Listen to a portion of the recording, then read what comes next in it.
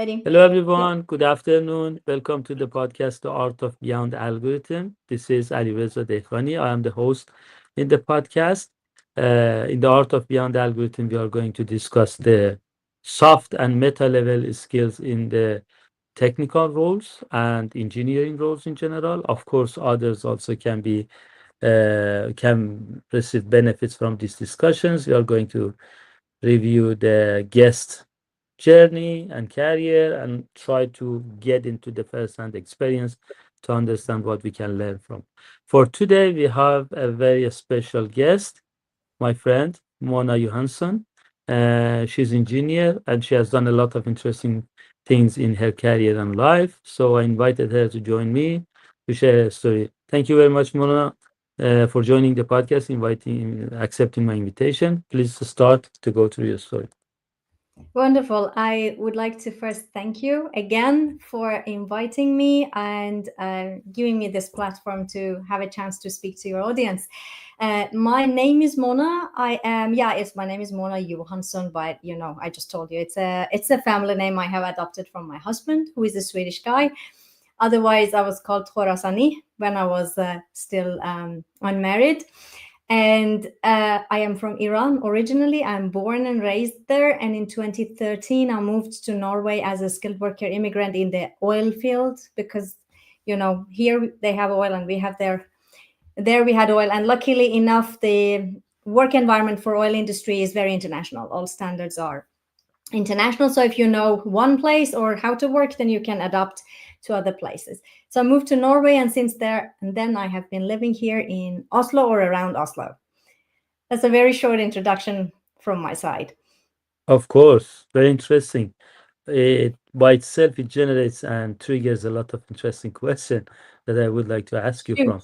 I want to start with the engineering part and what you have studied and what Mhm. you are working on at the moment, which is very interesting. Can you tell us what do you do nowadays and what is your work? So I am an employee of Siemens Energy Company, which was a spin-off from Siemens, the energy part. And I'm actually working in a business that is called Solutions Business, and I have worked in several different positions there. I started from a quality engineer. I went up to head of quality and EHS for the country level, and then I realized that I'm missing the technical background. So I stepped aside to product management and I started working as a product manager. Then I was responsible for a control and automation software for ferries. We automate and battery make ferries work with batteries. So basically adapt them to DC. And then I had this responsibility of development of this software. And then eventually in 2024, I guess we will get there, but in 2024 I felt like this side baby I had been developing had grown into an almost an adult or a teenager. It's still biting back. So I talked to my boss and I said, I think it's move on for me again from a career that is technical into then human development, because I think I have good material. So I moved to another job, which is called a transformation manager. Now I help the organization to, let's say, navigate through changes, adapt leading modern leadership skills. And it's kind of a looking like a consultancy, internal consultancy for leadership. So that's what I do now. Very interesting. Again, there are several questions in what you said. I don't know where to start, but the podcast that I run, normally I try to ask questions naturally without, in advance preparation, etc. Mhm. So what I can see in your career is very interesting. You have applied several changes into your career. I mean, from engineering role, you have shifted to product role, and then again, it seems like you came back to engineering side, and then again, you moved back to a little bit to the social science and neuroscience and so on and so forth. First of all, let me know, please, because that's one of the meta Mhm. level skills to be. Is it related to emotional intelligence or something that some people feel like they need to change their career, or is it something they are forced by, or why some other people they persist against these kind of changes? Mm. Very, very good question. I mean, life happens. And to me, some of these choices were very voluntary. Like this last one, actually, it was an amazing opportunity when I put it on the table and my boss said, yes, I need you, jump onto this role. But some of them, for me at least, was forced. So in the beginning, if I kind of go back when I was studying engineering, I had my first relationship, like I had a boyfriend there. And then I had the first breakup in my life. And that was the first time I got introduced to psychology, because I realized like I felt very lonely. I couldn't really navigate myself, so I had to go get help. And then this psychologist from the university, I was studying in University of Tehran, we had some kind of services to students, so I got this book that I started to study, and that was an eye-opener to this child within, the adult within, and the mature self with, or the parent within. So that was the starting point of understanding there's a little bit different layers, or more layers than what I was taught. Then I finished my bachelor's degree, and I was really ambitious always to travel the world and work. This was my childhood dream. So I did first immigration. I went to south of Iran and I started working in oil field, Darhoin oil field, on site. I was the only woman engineer on site. So I was really having trouble getting to the site to be able to work. Like every morning I had to prove that I worked there to the new guard, to the new, like, the security guard. Security. They did, my card wasn't enough. So this wasn't easy. So I wasn't allowed to go to the drilling rig. I wasn't allowed to, I mean, everywhere I went, they just sent me back. This was a pressure that they didn't let me do my job. So I had to kind of find a way. And I didn't see myself really immigrating, or at that point, I was more into like, I am here to learn. So this pressure made me change my job to come to an office work, to be able to do something and learn more. And that is when I was studying my master, business administration, and I got this opportunity to work with the quality management systems. And that was the shift again. So I studied my master. In the master, you learn a lot of books about organizational behavior, another aspect of psychology. So I liked it. I got just to understand more and more of the human behavior. And this was obviously appealing to me. I think it can be appealing to anyone if you kind of get that in front of you as you just get to see it, get to learn about it. Eventually, I actually came to a point in my life that I came to, let's say, what is it, like not a crossroad, I would say a dead end. I was in the wrong relationship, in the wrong place, working with the wrong people working with. So I kind of found myself in a point that depression was coming, anger was there. I couldn't figure out what I shall do. And something happened on top of all of those. I fell in love with a man while I was married. So this was like this trigger point that kind of punched me in the face that, what the heck are you doing here? Where are you going in your life?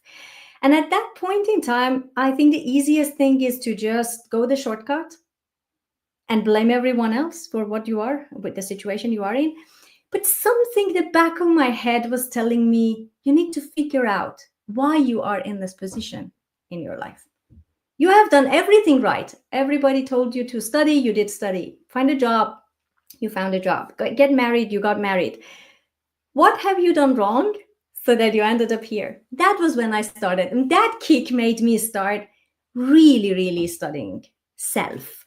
And I started with the concepts of Jungian psychology. I started with Freudian psychology. I didn't get it. That's really, really heavy.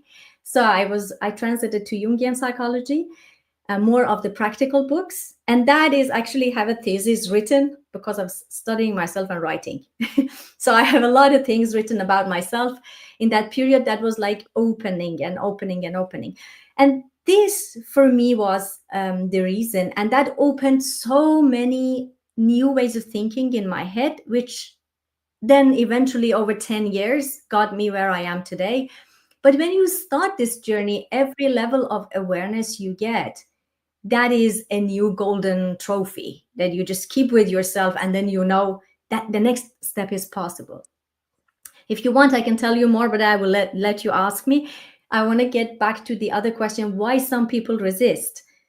Because the Yeah. comfort zone is a good zone to be. Some people don't need to get out of that comfort zone. Some people do. When I moved to, maybe you have the same experience. When I moved to Europe, Scandinavia, the first year when I was seeing how people live here freely and really in, let's say, in good standard of living, youngsters are having just a lot of fun, where I as long as I remember myself, I was just studying to make my life go forward. I was actually angry. I was angry like at them for a short period of time. And then I was like, they haven't done anything to me. Why am I angry at them? Then I realized it's anger in me. It's trying to get to something. But it is because I had to maneuver so many times to get to a normal, healthy mind life. Some people don't need to do that. They are happy where they are. The challenge here is you can get stuck. You can, because the comfort zone is a good zone. If you don't need to move out of it, you won't. But if you need, and then you can't move out of it because you know your comfort zone too well, that is where you get stuck, because your brain naturally uses always the past experiences it has to predict the future. And if you don't renew that experience or enforce new experiences, it's a possibility you get stuck where you are. And it gets just more and more difficult to change. Very good point. Thank you very much for sharing that.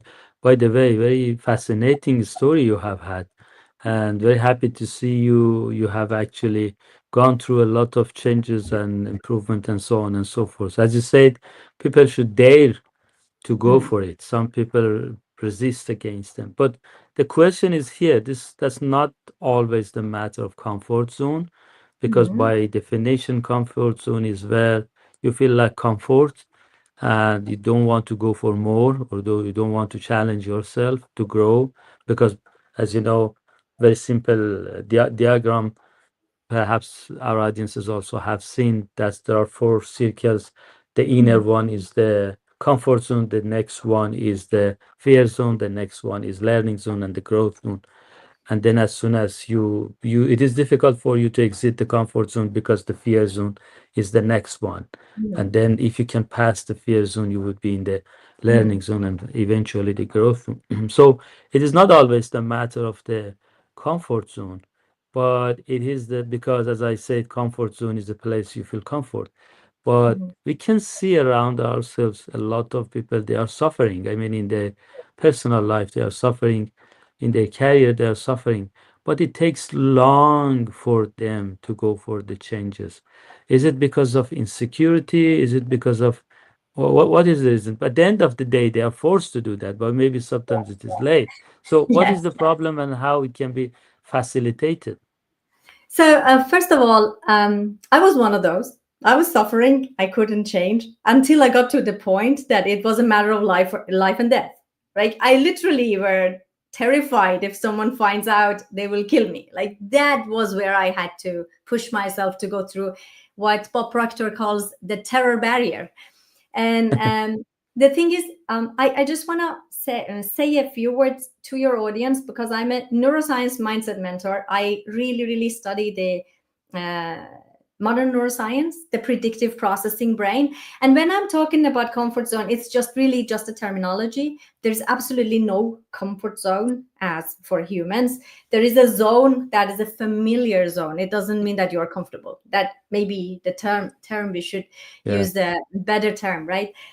But that familiar zone, that means you have the tool set, you have developed the tool set to maneuver in that familiar zone, with suffering or without suffering.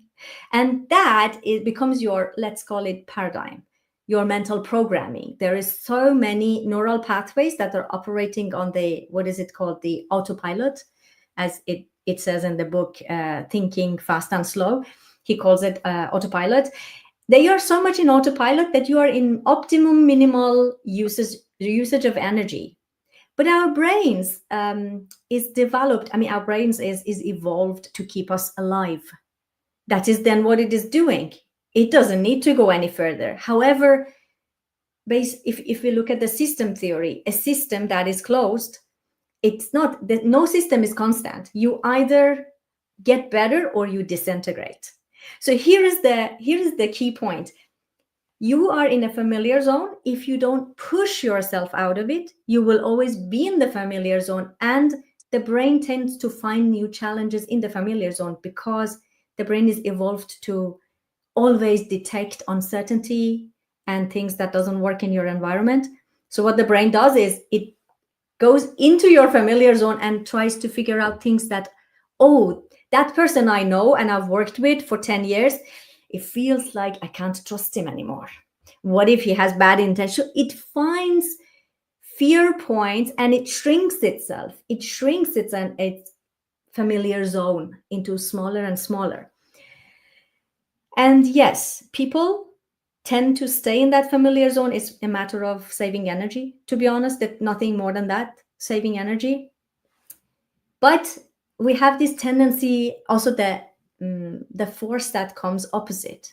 And we have also evolved a brain that's an amazing learning machine and has a characteristic, an emergent characteristic as curiosity.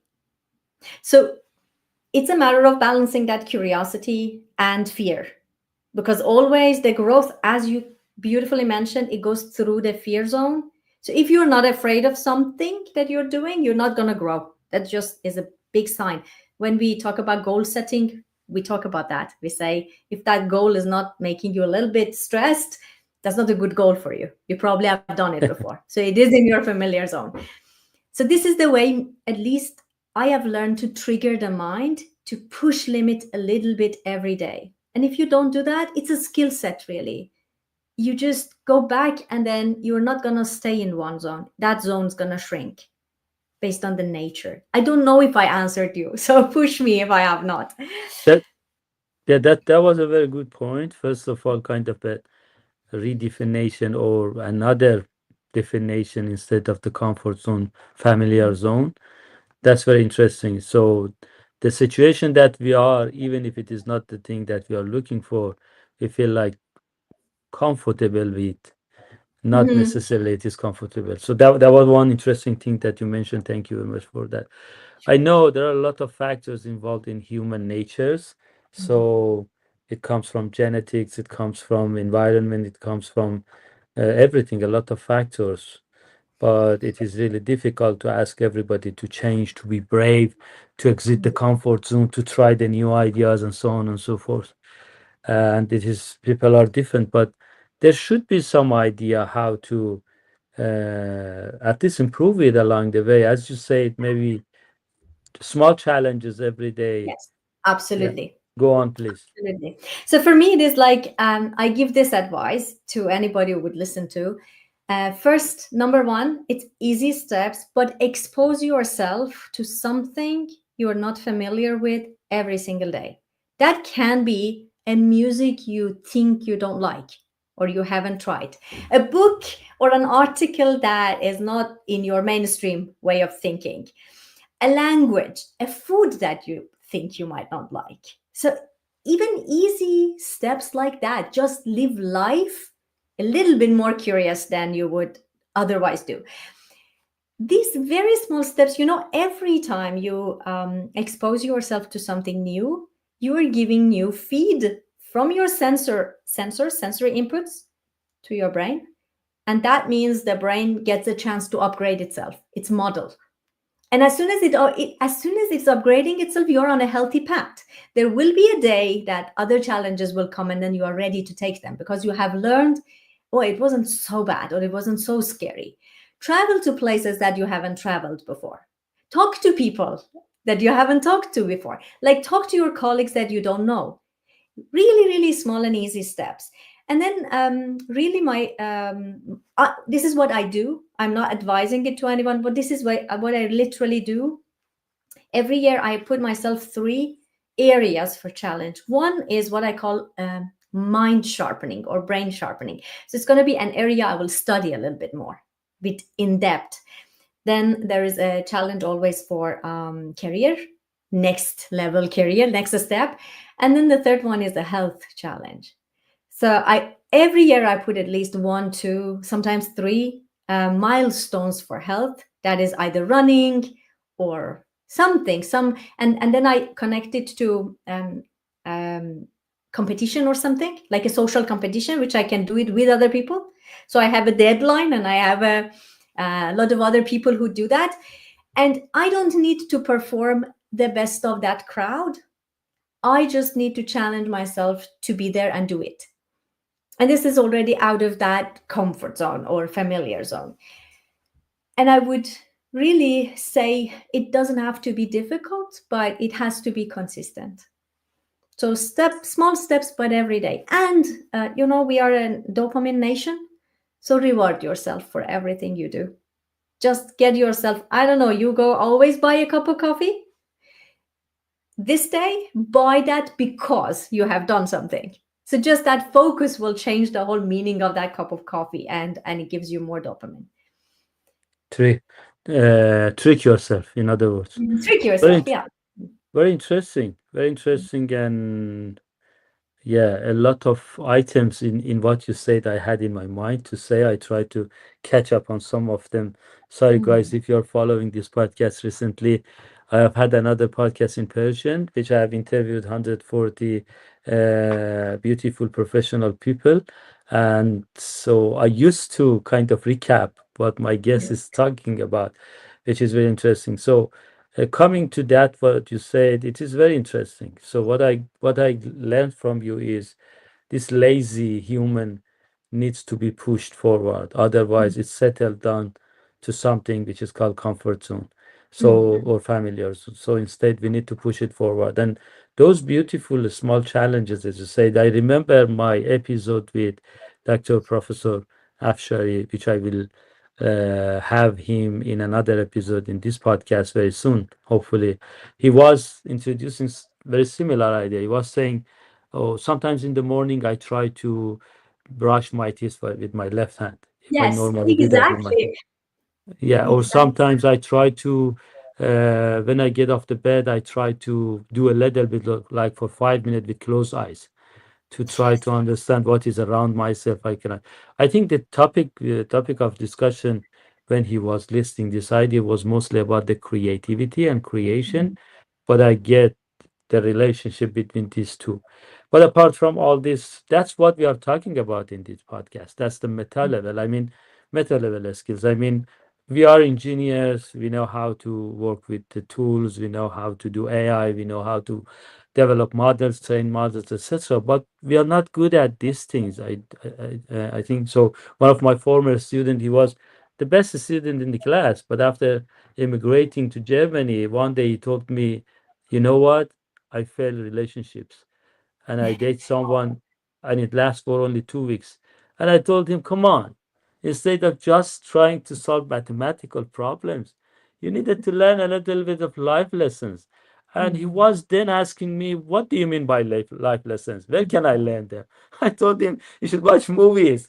You should interact with people. You should, like you said, you should challenge yourself." How do you think? Totally. I think, and life hacks, let's call it. I would say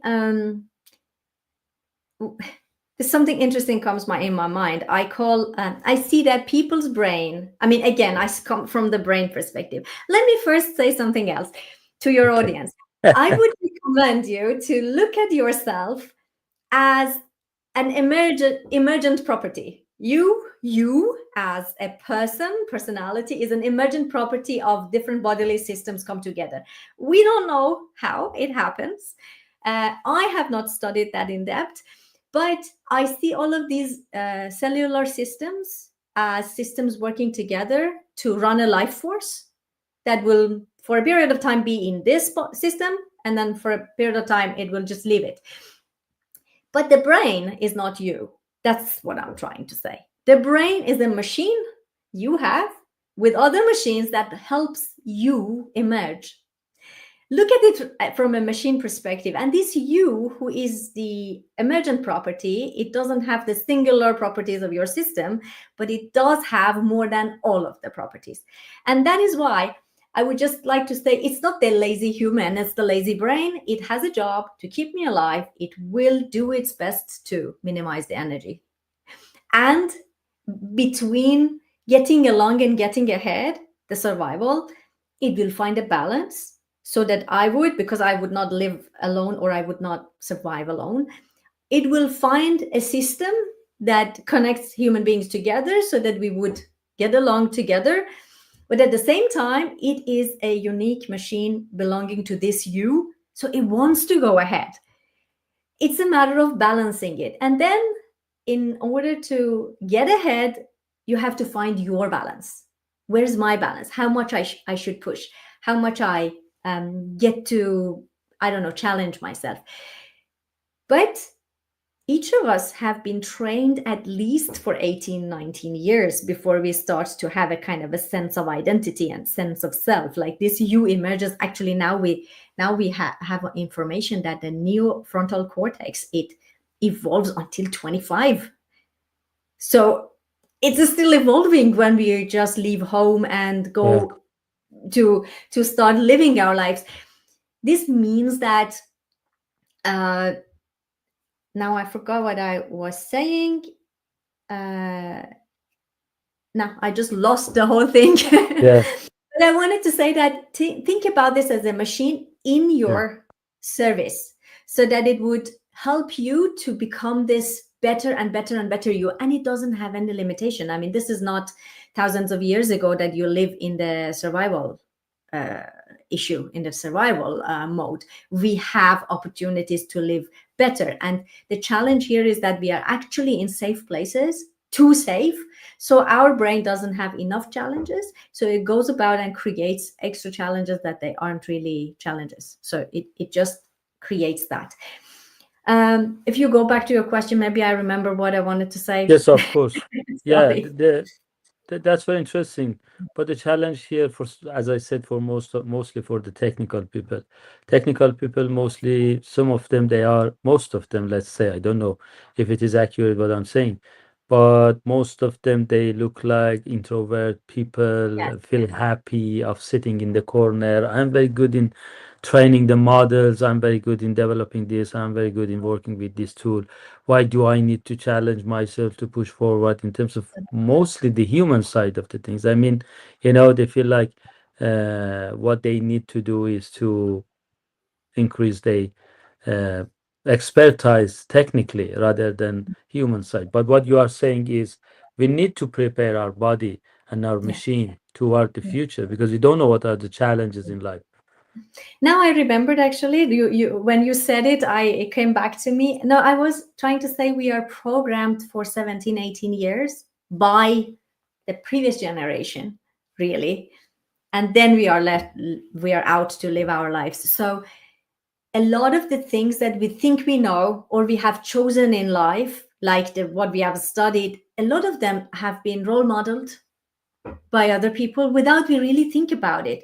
And sometimes some of us realize it on the way and have a chance to change it. Sometimes we are stuck with it. Sometimes we are just good at it and we get better at it. But our brains, because of that path, I would say it's programmed in a certain way. So when I talk to engineers, it's so much easier for us to understand each other. We are fact-based. We go to the point. There is a line.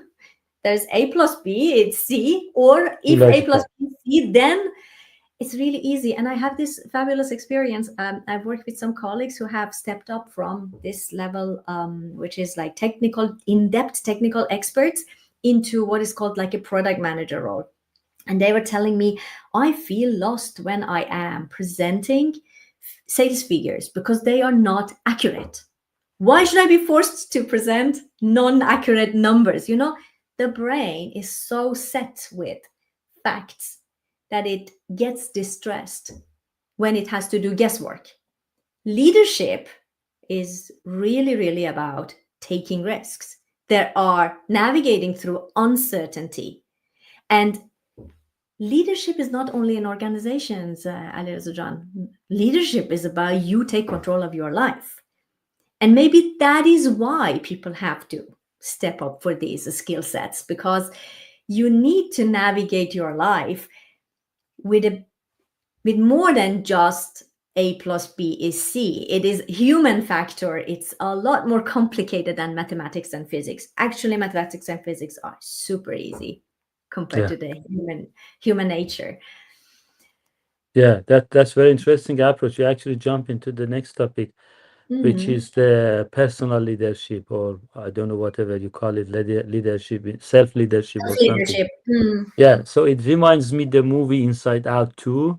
Yeah. Perhaps people, if they are fan of movies, I unfortunately didn't have the chance to watch the Inside Out 1, but as soon as the Inside Out 2 came to the cinemas, I went and watched it, and you remember there is a control room there, and there are loads of emotions involved, and then that's the matter of the control. He is in whose hand? I mean, that's very important. What you are saying bring me that analogy that instead of passively we feel like that's a body, our body is the most important part. We are able to sit because we need to work today. We are able to hear because we are on the call, we have the headphone, earphone on ear. We are able to speak. We are able to do all these physical things, and then we are human. Instead, we should think of there is a control room here that has control, human side of the things that Yes. allow us to perform well. And what I learned from you is we need to actively and even proactively pay attention and take care about it, to improve it, to direct it, to challenge it, to push it forward, and so on and so forth. Am I correct? Yeah, exactly. I think the message would be comfortable with discomfort. Make yourself comfortable with discomfort. And this, I loved actually Dr. Afshari's practice of Example. doing this with left, doing brushing the teeth with left. That's discomfort. Make yourself comfortable with it. Have fun with it. That's the secret. And also, you mentioned emotions, and you mentioned Inside Out too. One of the fabulous sets of fabulous animations made.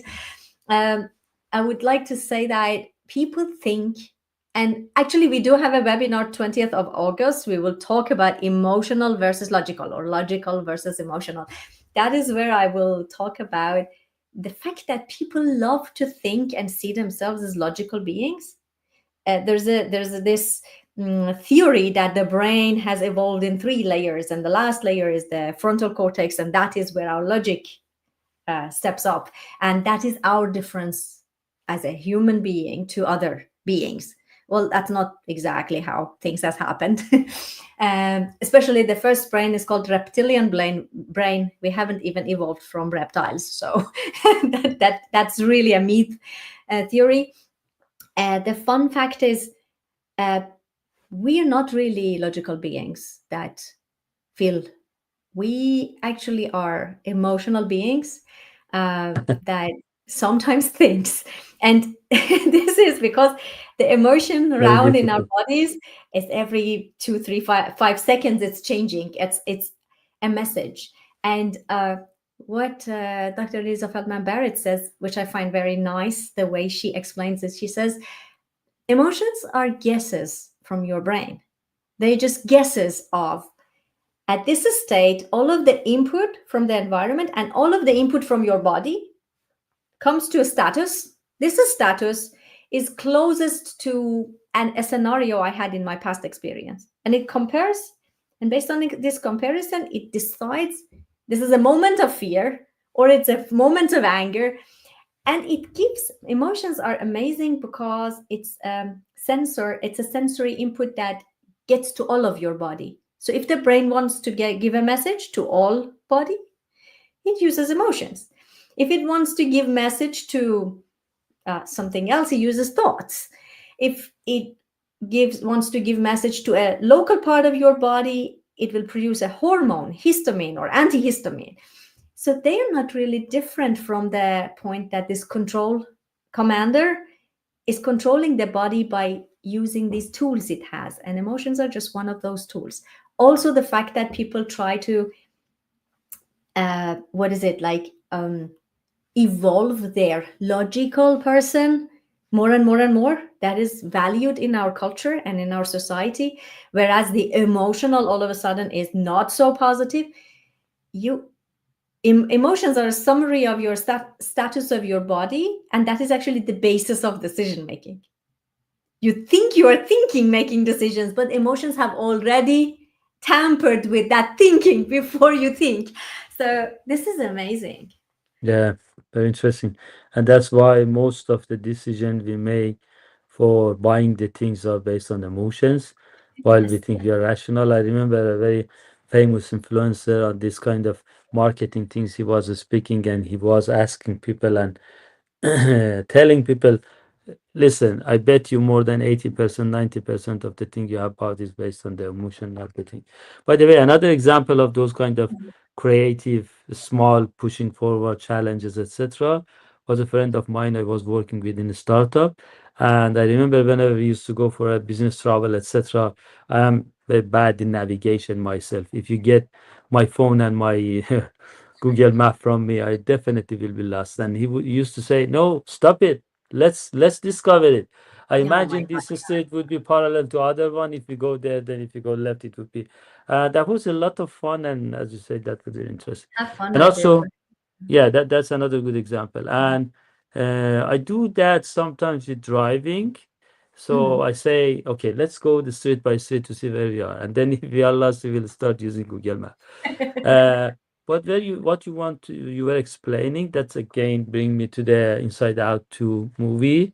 The people who have not watched it, I really recommend to watching it. It made me cry, to be honest, because that was the period of life I was really, really stressed, and my body was kind of bandari, like Iranian people. They know what I'm talking about. That's the music style in Iran, which when it Which you plays your shake body, yourself yeah, basically. your body cannot stop moving. And Mhm. then yeah, and then when I got to that moment, that little teenager had a little of body reaction, etc., it used to come from that specific part of emotion. And then the good news was, at the end of the day, after they tried everything, fear tried to jump in to do something, anger jumped in to do something, but finally joy was the Yeah. one could take the lead and solve everything. Anyway, let's switch a little bit to another topic. Very interesting. So by the way, your background is kind of in chemical engineering and so on and so forth. You said your story and you started studying like psychology, etc. But how did you get to this like neuroscience stuff there? Was it self-learned? Did you take any course or something? Algorithms. I'm a bookworm, and I am an Audible member. When I started studying, I just continued studying with recommendation. And again, my brain was asking good questions. I was going googling, and then some other book was coming up. So I decided a project. For a couple of years I had human evolution project, so I was studying anything available from good writers on human evolution, their latest findings. And then this was because the psychology got me there first. It was about all it's all about human evolution, really. And then it was this, I think, I was also very curious about figuring out what love is from a science perspective, because that was the Interesting. one that had punched me. So I really wanted to study. First, I studied Jungian perspective of love, which I really, really like. I think for a lot of people, it helps them understand why they're attracted to people who are not right for them, and how are they projecting their lost selves into those other people. So please go read it. I think you have to Google it. I don't know if he has a book on that. But then I was asking for, okay, I want to know more about the chemistry of it, like what happens in the body. And I'm a physics person. Like my absolute favorite topic is physics, so I understand physics a lot better than any other area. So I started studying chemistry, and then the physics of what is happening in the body. The first brain book came up, and this was like the click. So I was like, oh, I feel myself home. This is in line with the brain programming of an engineer. I can understand this. It's not abstract, it's not symbolic, it's natural science. And then I started neuroscience, and I remember when I was reading the first book by Lisa Feldman Barrett, How Emotions Are Made. which is the biggest reference I actually have. I mean, I study a lot, but this is an amazing read for people who really want to dive deep. She has brought everything you need to know. She's touched upon everything you need to know about the brain, but then you can go dive deep in other aspects of it, or deeper in those aspects. I remember that the book said in the first chapter she wanted to discontinue forever or prove wrong the theory of basic emotions, which, by the way, the inside outs are made based on. So I was like a little bit skeptical. Can she convince me? That theory was working very well for me to regulate myself. And I finished the book with a new world opening to me. How much other things are there that I don't know? And that just got me in the world of neuroscience. And I really thought, this is, I call it physics of psychology. And I think this is what changes the meaning of human. How we see human, how we operate, how powerful we are, really and literally. And we can measure it and we can prove it. And that is how, I even founded my own company and started really because I realized, nobody created, educated me. This is just academia. It doesn't exist in the everyday world of people. So I'm going to be the one that brings this into bites that people can take in and live their lives like 100 times better.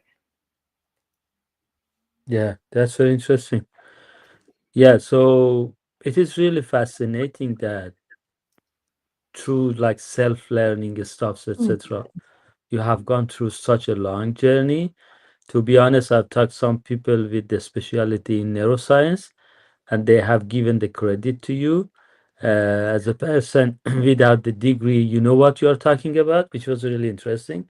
So Thank that's you. again another meta level skills that I think we need. We should like exit the circle that we are in. We are not just made for the job we are doing.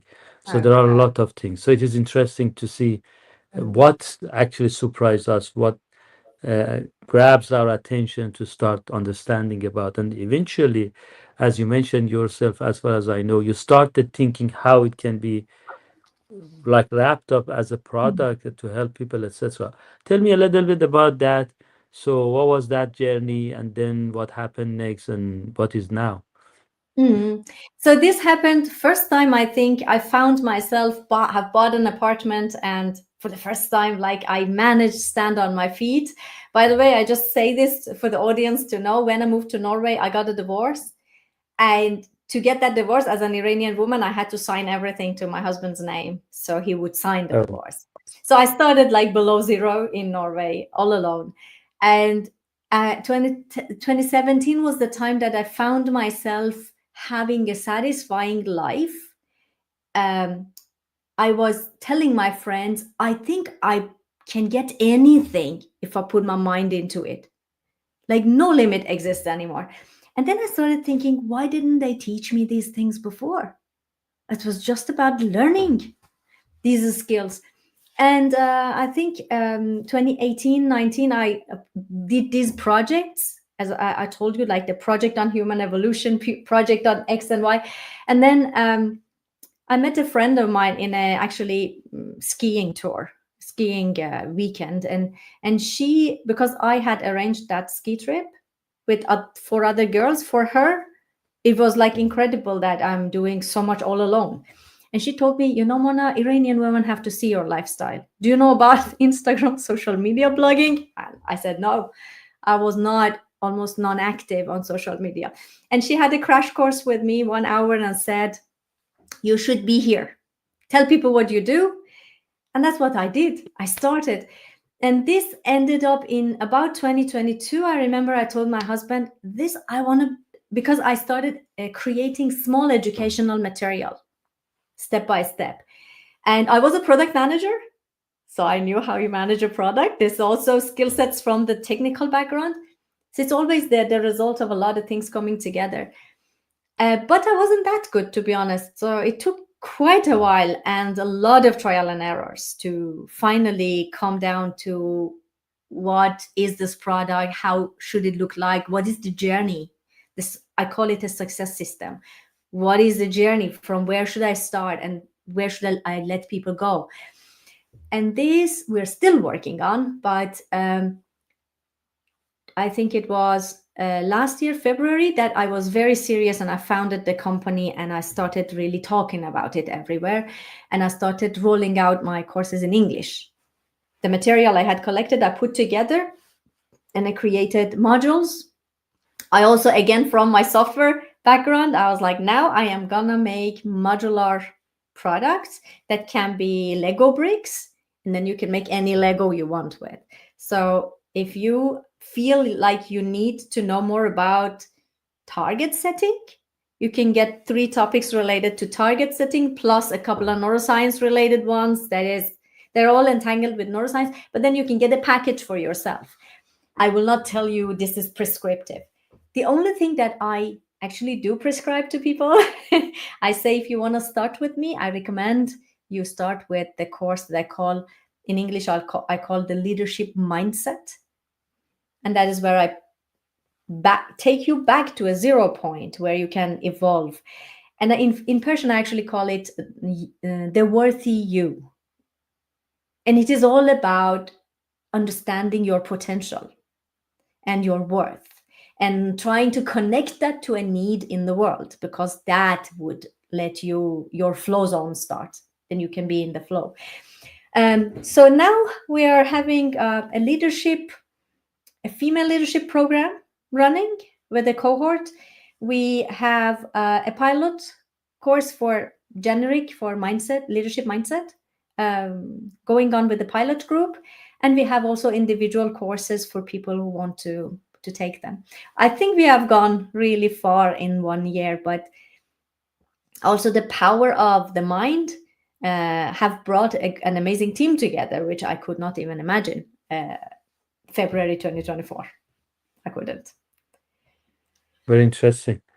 Very interesting. Apart from the topic and your perspective, creating like modular courses that people can mix and match to generate something that will benefit them. I really like this mindset of creating something, because that's another interesting topic I want to talk to you a little bit about. Most of the people in these roles I know, like being employee, that's a good thing. You receive the salary, but we are talking about the insecurities. I want you to bring an example here. An Iranian guy who is famous YouTuber, also working in a big corporate for several years, proud of working at this company, etc. Recently has experienced a layoff, Mm. and he was like, thankfully, and he was sharing like his heart rate when Oh. he heard the news. And surprisingly, when most of the people, their heart rate goes up at that stage, for him it was like down, like dead. And then, although he's received another offer from the same company to come back to the work, but when I was talking to him, he said, "Yeah, I am still in the same company, in the new role in the same company. But I have received, I have applied for several jobs during that time. Still, I am attending the interviews, etc. And was why, what you have job, you are attending your job in a company that you loved for the life, but you're looking for the other opportunities to attend the interviews, etc." But it was like, you know what? I didn't like it, what they did with Mhm. me. So Uh-huh.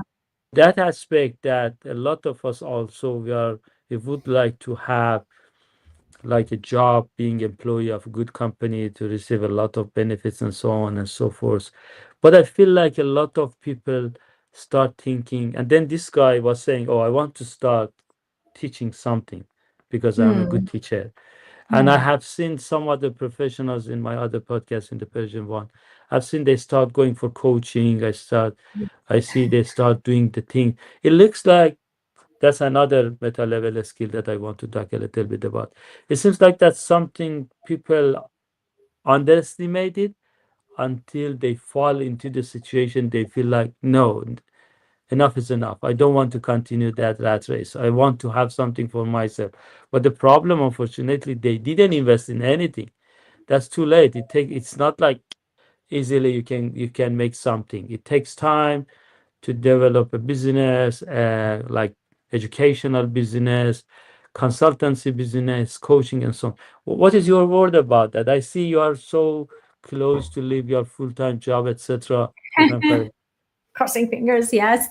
I have even discussed that with my manager. So yeah, I mean, one piece of information here as a person that has lived that, actually exactly what you are describing.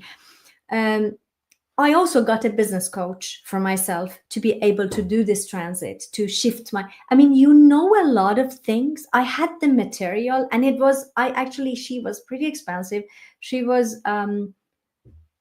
one of the students of Bob Proctor, and now she has a really great business. And I went to 1 year program, just mindset. And I was telling her, this is my damn content you're teaching me. And she was full of love. I mean, the energy she has is love and support. And I needed that to straighten my mind to get through this. And it helped me a lot. But first thing that helped me amazing was to write down what I wanted, what I really wanted in life. Write it down, put it in front of you, and commit to it, and decide that this is going to happen. And I don't know how, but I'm going to make it. This maybe is the biggest step that I was crying when I did it. I remember I was talking to my husband, and I'm like, I want to leave the company. I want to have my own job. And he was like, make a decision. You know, that is how it works. And I was like, but I can't know when. And he was like, make a decision and let it be. And I did that. I made a decision that this is gonna be my career. This is what I want, exactly what I want to work with and how. And then I just started, you know, this shifts the whole energy in you. Then I started talking about it. And then people were like, oh, wow, I want to take your courses. I love the work you are doing on social media. So it just replicated itself. But I mean, when you need help, get help. It's not, knowledge is not pragmatism. There are people who have done it. Role models are absolutely important in life. Pay and get help. It's what it's, I don't know, it's priceless. That kind of help is priceless. Also, you need to know what you want and you need to commit to it. But also, there was other things that helped me to be able to navigate it. I put my focus on, I started talking about it, and then people contacted me who made my team, basically. You know, things then start to happen. I learned that you need to work, you need to put your brain to work for you, because it's working 24/7, even when you're sleeping. It's looking for solutions. So put a great focus for it, and it will find a way for you. When you wake up, you're like, oh, I have an idea. And this is what I mean, the biggest learning, honestly. So I got help, and I'm very grateful for that. And I made the first move, and everything else has started to fall together. I will still get help if I need it. I will not know everything, which is the most important thing. And then number two, I also went for this coaching path, which is, I think, like safe for people, because it's an hourly. You can use your time, and you can use your hobby time. No, don't do that. I mean, of course, if you love coaching, do it, but make a business. Make a business. You know, I learned something huge. When you make a business, something miraculous happens. You bring people together that are locked in a vision. That energy is amazing driving force. And then you are in a loop of everyday learning and bringing the best of you. I mean, what is life? This is the definition of life.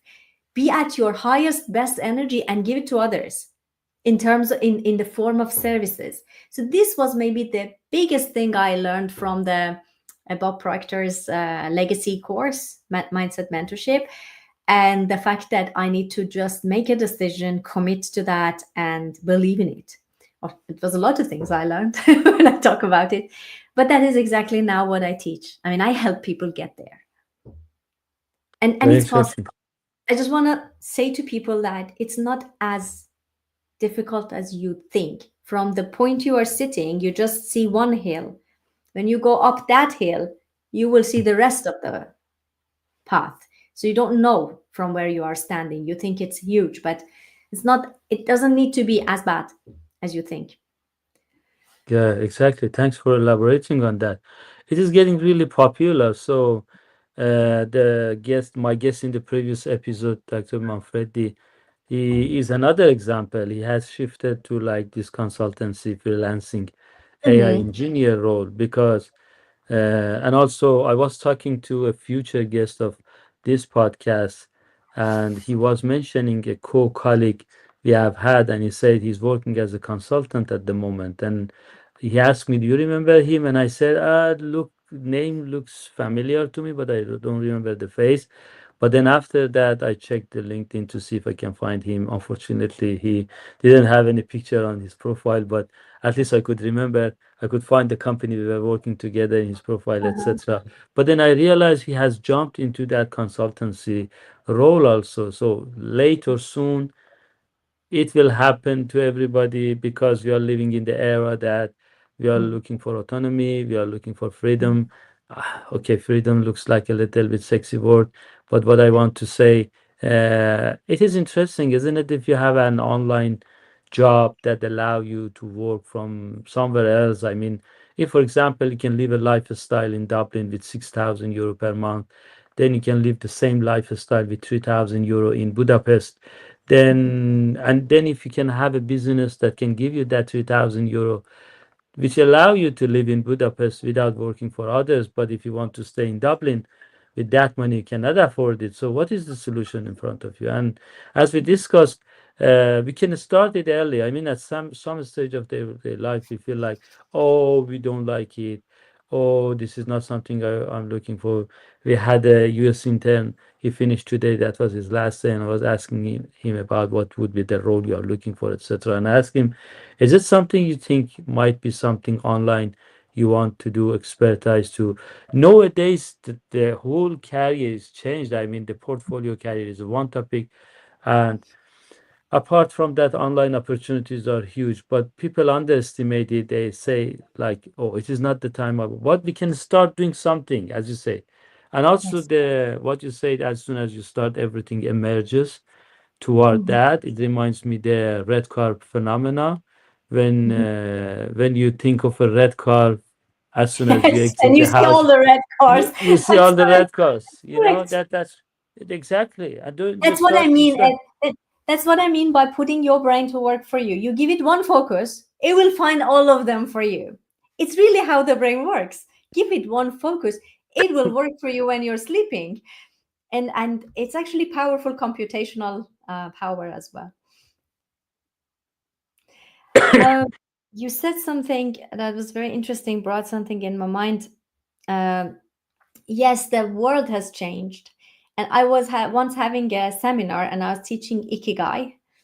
I don't know if you're familiar with it. It's a concept, a Japanese concept, helping you find meaning in life, basically. I was teaching that, and then I was also connecting that with some aspects of neuroscience of how brain works.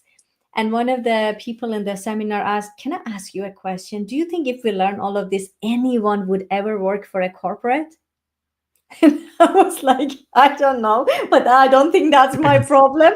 I think corporates have to fight then a little bit better to get talented people to work for them. Because, you said it yourself.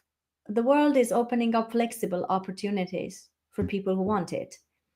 And if I can make myself flexible, which I now do, like the days I work for myself, I start with good training in the morning because my organic body hour of working starts at 9, 10 maybe, and then I have a break in the middle of the day, and then I work 3 hours in the evening. Whereas the corporate hours aren't flexible, 9 to 5, 9 to 5. So, hey, if I can make my life better, why would I stay with you? And because of that, actually, corporates are also changing. They're making life more flexible. So it's like a competition going towards the right direction. There will be people who work for the corporates, if you ask me. people who love to come together and create big projects, because like the company I work with, and I'm very proud of also working there, Siemens Energy is building huge projects that no one person can do. That means for those type of projects, we will need people to go work specialized in areas and deliver something big. And there will be always people who love to doing that. But if you're not one of those, don't force yourself to be. Exactly. That's very good idea. Amazing, interesting topics we discussed, guys. We are in episode 2 of the podcast, The Art of Beyond Algorithm, or as I simplified it as TABA. So we are discussing the meta level and soft level skills of particularly the like STEM people working in different jobs, etc. I hope you have enjoyed the conversation by far. If that's the case, please don't remember to subscribe to the channel, hit the like button, and share it with others that you think perhaps this conversation would be helpful for. Yeah, coming back to the conversation, exactly. So this is the story. So another friend of mine who has a very successful business in Canada, she was working really hard for herself as the startup she had. But recently I met her. We used to have catch ups, and in the Mhm. recent catch up, she told me I calculated and I realized I have only like 10 to 15 years to live with my daughters. So I don't want to spend that time working. I want to leverage it as much as possible. So I have limited myself to working 10 hours. And Mhm. then still, instead of being a very super active mom of working 50 hours a week, I have limited myself working 10 hours. And then I enjoy staying with, and then that's the conscious decision. Yes. It come back to brain again. Mhm. Mhm.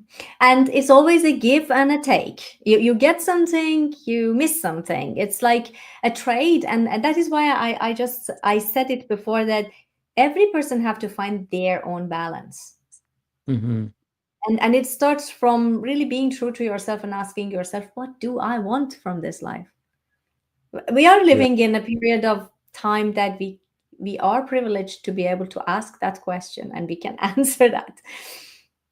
yeah. Asking the question. Another example from my Persian podcast. I remember a Mhm. lady, very talented student in the best university in Iran, and then mm, best university in Canada, etc. She said, "Okay, after I finished PhD, I started thinking, so what then?" And Yeah, then I so started thinking, "Oh my God, I'm not ready for the market." So I then spent another 2 years to learn the things to do the job market. So this is a good practice. Try to ask yourself all the time questions, not just. And I think for that, have a percentage of your things outside the box. Like for me, at least that's 10, 15%. I am open to, if you ask me crazy things, I would say, what? It seems interesting. What are you talking about? Explain it to me. So some people are just say, no, no, no, no, people. I don't know. We have introduced some interesting movies today in this episode. Another interesting movie that I want to introduce you to is The Yes Man by yes, Jim man. Okay. Carrey. If you have not watched it, amazing. Jim Carrey is the person says no to anything, and then a friend meets him and say, "Why you say no? Come me to a webinar that's about saying yes," and he changes the life. Amazing thing happens. Watch that movie. By the way, Interesting. Yeah. yeah, I was occasionally I try to catch these kind of movies and spend some time watching. Recently, I watched some interesting movie, but last night I leveraged ChatGPT and I said, "Come on, I don't want to do that myself. Introduce some movies similar to this." And I picked the first one, which was the Chef, Mhm. the name of the movie, and that one was amazing too.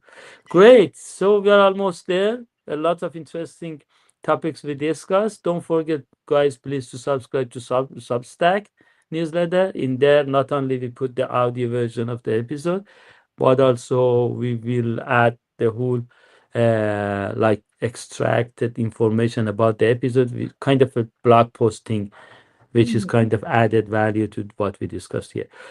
Okay, from here, what do you see where do you see the future of with your company, and then how do you think would happen? What do you think happened to you?